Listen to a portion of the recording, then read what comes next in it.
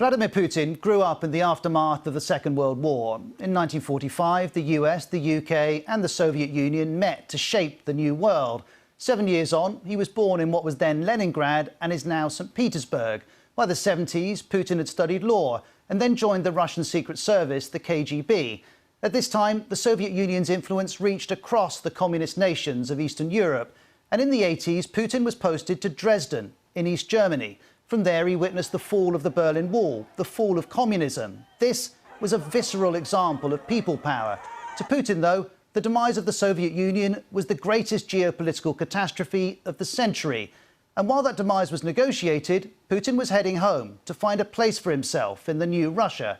Russia's president in the 90s, Boris Yeltsin, would help him do that. He made Putin head of the security services. Then Putin was elected prime minister. Then, in 1999, Yeltsin resigned. Putin was president. And his way of operating was clear from the start. Tightening the grip over media was one of the first things that he did. And also the lack of genuine opposition, because his critics either have been in exile or dead or are facing prosecution.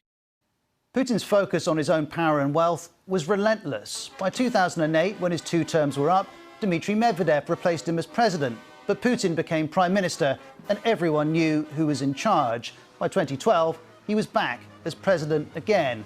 And Putin's indifference to democracy is matched by his view of sovereignty.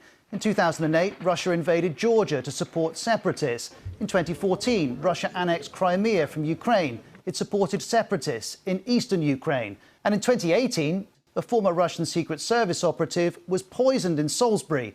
The UK says Russian intelligence was responsible. To Putin, the rules are for him to make. He said as much himself.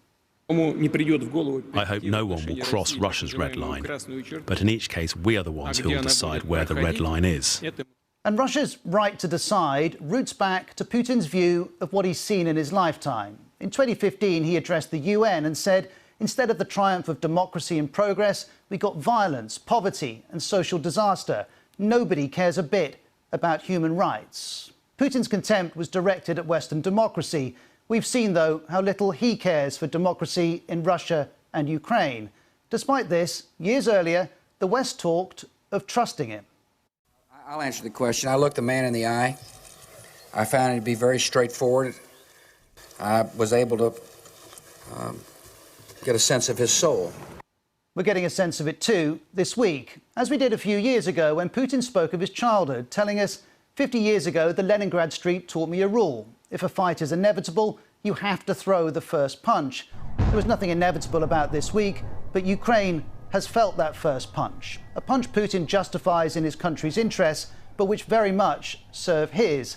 And as we've watched the violence, I think back to that criticism of the West at the UN in 2015.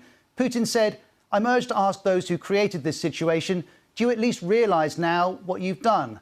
The world is now asking the same of him, and everything about Putin's life suggests, yes, he does realise what he's done.